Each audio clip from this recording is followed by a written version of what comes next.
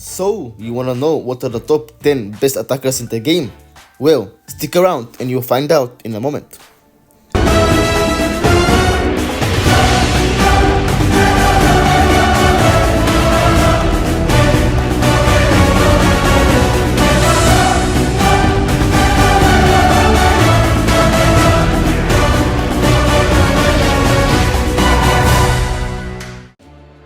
Alright guys, what's up? Welcome back to another One Piece Bounty Rush video. I'm Noah, and in this one we're gonna rank the top 10 best attackers in One Piece Bounty Rush. So without any further ado, let's just jump straight into the top 10. On the 10th spot, we will begin our list with Pirate King Go D Roger. So even after 3 years, he can still be used in today's meta. He can still dish out lots of damage, half HP recovery, he can use his skills quite a lot with his skill reduction time, and yeah, let's just go. He can stack up lots of damage after using his skill 1, and after you KO an enemy, reduce the cooldown time of skill 1 by 30%, so you use your skill 1, get attack by 25%. If you kill the enemy, you get your cooldown time of skill 1 by 30%, and then you heal up by 15% and also can kill another enemy after a little bit of time. That's how you're gonna stack your attack faster.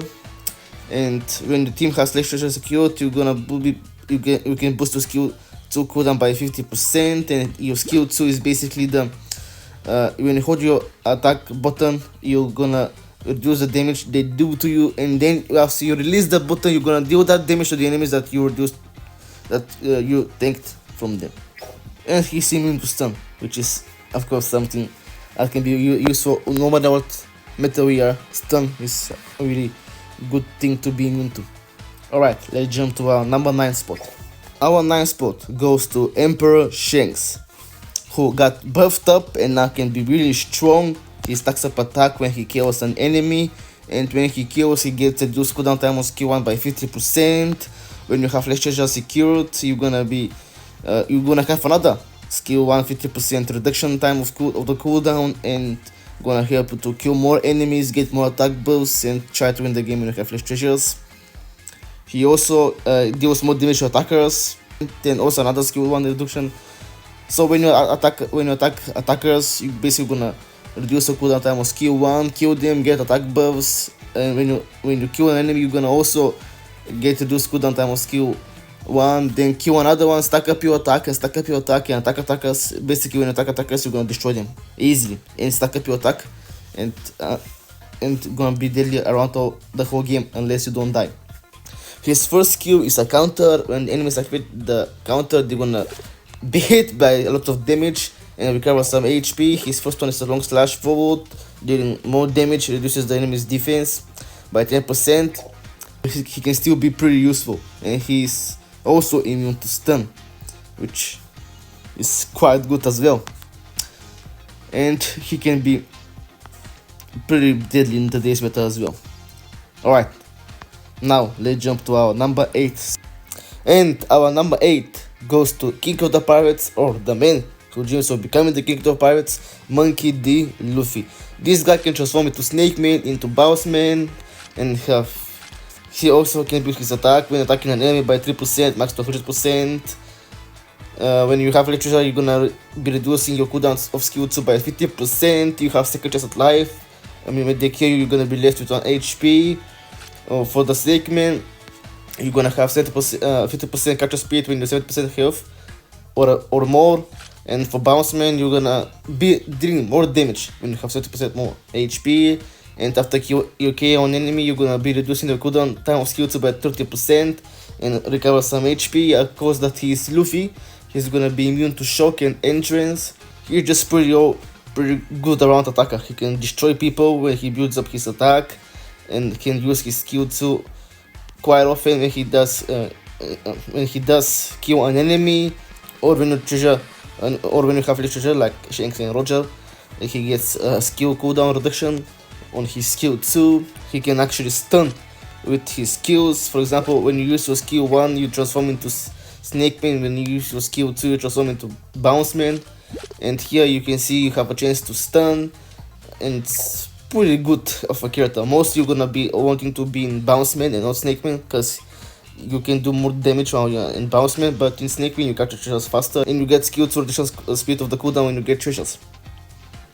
Just pretty around all good, a fantastic unit, but I think there are a couple units better than him right now, at least in my opinion. This is at least based on me, what I think is the best, and this Luffy is definitely one of them. He's definitely a fantastic unit to play. Our number 7 goes to Red Onigashima Sanji.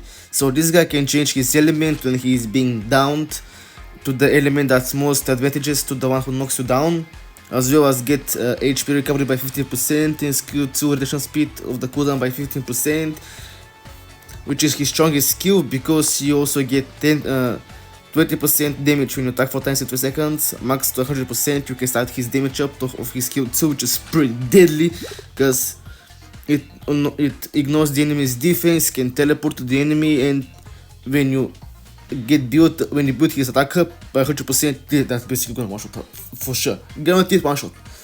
Guaranteed, I'm telling you. This is such a deadly skill when you build up the attack. And when you also deal 4 times damage in 3 seconds, you're gonna be getting 10% defense, max to 50%. So he's pretty durable. When you get infected with a status effect, you're gonna be reducing the time of that effect by 80%, and you're also gonna be healing by 15%, and reduces the time of the skill 1 by 15% as well when you get infected with an element. And you get knocked down, change element to the most advantageous on your enemy, recover some HP, get cooldown of skill 2 reduction, reduces the time of effects by 80% as well as heal more, get more HP recovery, get defense 50%, increase the damage dealt on your skill 2 by 100%. This guy can be really deadly. Our number 6 goes to the Sweet General Cracker. This guy used to be really good, and now he jumped in usefulness because of the white beard. He can counter him pretty well, since he also, like Sanji, has less time on effects by 80%, and when you get affected with an effect, you're gonna be healing as well as getting more damage. You benefit from being afflicted with an element, and this is something really good for him. When you use your skill 2 with the Biscuit Warrior, and when they destroy that Biscuit Warrior, you're gonna begin that skill of the Biscuit Warrior by 100%. So you can basically spam that attack when they destroy it. It's pretty good, not gonna lie. That's a fantastic unit. When you get near the enemy's treasure, you're gonna be doing more damage, and for him you're gonna be reducing your cooldown time of skill 2 by 5%, but he's mostly gonna be using his skill 2 because from when they destroy your Biscuit Warrior. But if they don't destroy your Biscuit Warrior, you can also reduce the cooldown time of skill 2 when you're attacking in your enemy's treasure. This guy can be really good now against Whitebeard. And our number 5 goes to Hybrid Yamato. This girl can be really strong. She has a durability shield when she spawns or when you start a battle with her, and this durability shield is broken. When they attack you, they're gonna be doing damage to that shield and not to your health bar. And when they attack you, they're gonna get staggered, and they'll get infected with the status effect Frostbite. And she can stack Frostbite to 3 levels, being weak, normal, and strong. As you can see here in the skills, depending on what Frostbite level they have, you're gonna be doing more damage. And when they attack you while you have shield and get staggered and get frostbitten, then you use your skill 1, Frostbite them again, and have them Frostbite level 2. And when you use your skill 2, you refill your defensive shield by 50%, and gonna be refilling your cooldown reduction of skill 1 by 30%, and frostbite them even more. And when you attack a frostbitten enemy, you're gonna be doing 30% more damage, and reduce your cooldown time of skill 2 by 5%. And then use your skill 2 to refill your defensive shield and reduce your cooldown time of skill 1 by 30%. And when you have flash treasures, you're gonna be doing 30% more damage, and you're gonna have boosted reduction speed of skill 2 by 50%, so you can use your skill 2 more often, get the shoot, and get skill 1 more often as well when you use your skill 2. Just a fantastic unit, really deadly. And she can also apply frostbite when attacking with her third hit on the normal attack string. Basically a frostbite oriented character that can deal lots of damage while they are frostbitten, and can refill her defensive shield and that defensive shield is also pretty strong with her. That's the reason why she's so broken and deserves the spot of 5. Our number 4 goes to Fume Red Shanks. I know he used to be a very broken character, but now there are characters better than him who can really counter him, get rid of his haki state, which makes him broken as hell. So let's just get over him. His Q1 is a teleport that can teleport a really long range when you have the haki state, and his Q2 is charged up by holding your button and can activate your haki state. Defense increases by 30% as well. Pretty good of skills. Also notify stun, recover HP when being stunned, and when you have your haki state, you are going to reduce your opponent's max HP by 50% of damage dealt, and going to increase your haki state time by 2 seconds every time you attack an enemy. And you also have some HP recovery here when you receiving damage from an enemy, which is 20% of your max HP. And you're also immune to all effects while you are in that haki state. Basically, no white beard, no nothing, no shock, no entrance, no tremor, no nothing when you're in your haki state. But like I said, there are characters who can remove his haki state, and remove all of his good things about him. Without his haki state, he's still pretty good, but not as good as he is with the haki state. This guy pretty much made the game unplayable back when he came in the game, when he got released. He's just so busted, man. Even still, he can be used and kill opponents and wreck people.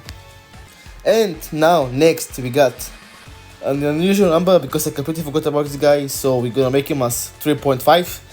So being Unmasked King or Lunarian Alber, this guy is really strong. His first attack is a teleport that moves towards enemies, deals a lot of damage, ignores defense, and unbelievably strong. His second one is a long range attack that puts enemies on a flame effect, and when they resist the flame effect, he's gonna remove their buffs, their states, and completely remove Shanks' haki state.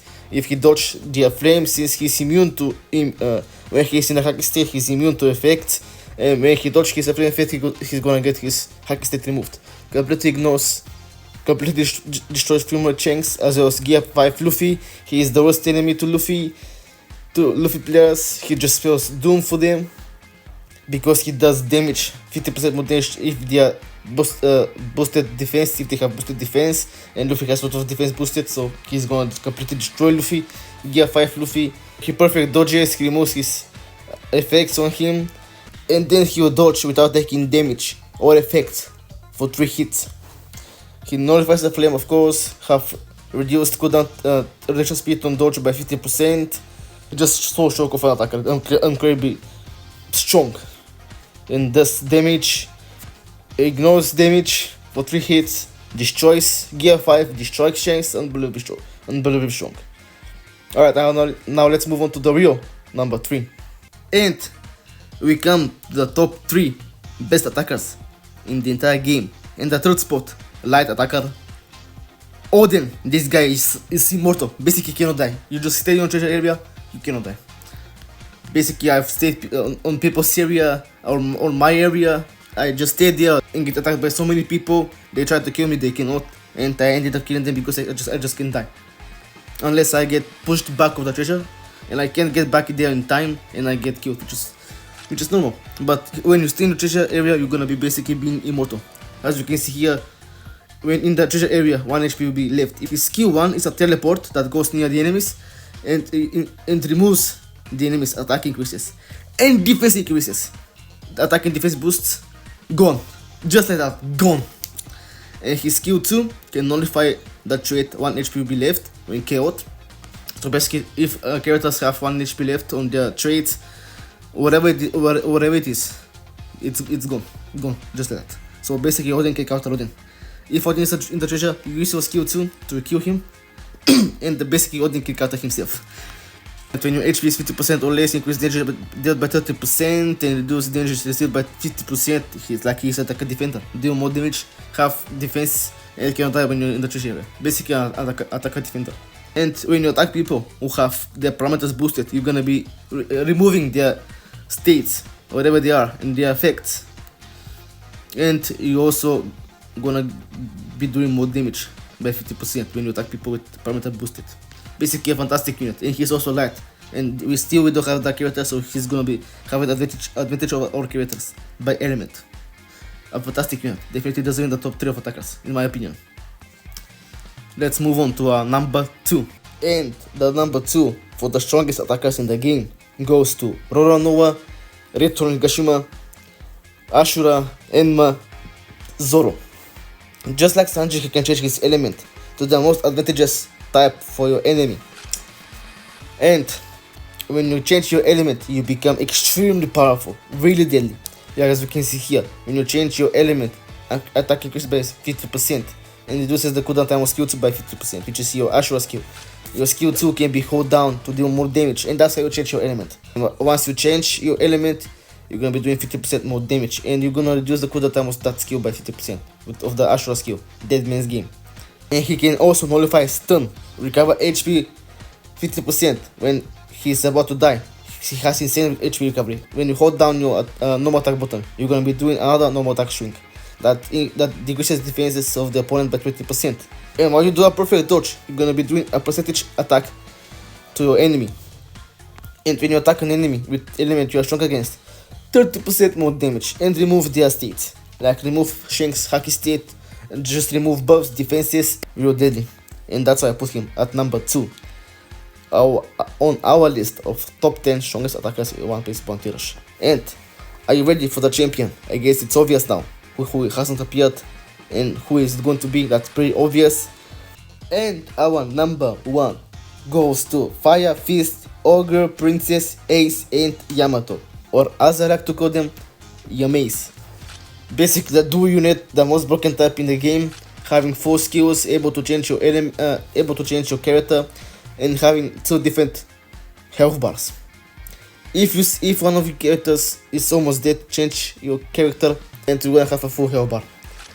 Each of them has different traits. For example, when you play with Ace, you're gonna be doing damage to a flame enemies, and you're gonna be taking less damage to a flame enemies. And for Yamato is the same, but for Animal Kingdom pirates. And you can stack up the attack. When you use your skills, you're gonna be doing 70% max attack. Recover your HP by damage dealt, but resets once scaled. So basically, if you stay alive the whole game, you're gonna have that 75% damage boost in the entire game. And when your HP is 60% or more, you're gonna be disregarding the enemy's defense stat. So you're gonna do damage straight to their defense. Incredible. And with Yamato you have teleportation skill, charge up long range skill. With Ace you have a mid-range air attack that has chance to inflict the flame effect, and his skill 2, which you hold down and ignore enemies defense and deal incredible amounts of damage and put the flame effect as well. Just a fantastic, both of them are fantastic, pretty much a fantastic unit. Destroys everyone. Hopefully when they come back I will be able to get them. And that's it for the top 10 strongest attackers in One Piece Bounty Rush. If you like this video, you're probably gonna like this video as well, so go click on it and have some and enjoy it. Thank you guys so much for watching. See you next time.